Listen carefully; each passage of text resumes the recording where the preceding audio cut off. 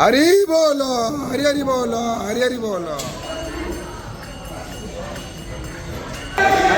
हरि बोलो हरि हरि बोलो हरि हरि बोलो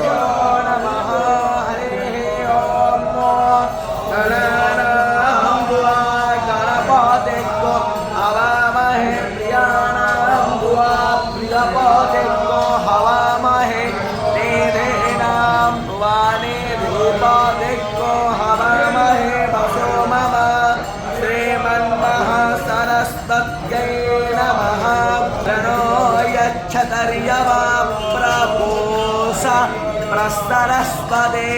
प्रवादेवेदाग्रतावोयन्तु विश्वातो दब्धासो पौरीत्नासा उद्मिग्रुदे आसन्नप्रनेरन्तो जीवसे तानपोर्भयानि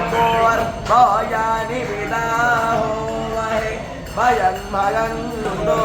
भयो हरि बोलो हरि हरि बोलो हरि हरि बोलो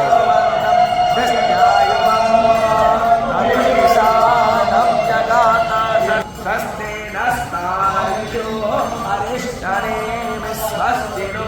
बृहस्पतिर्दधातु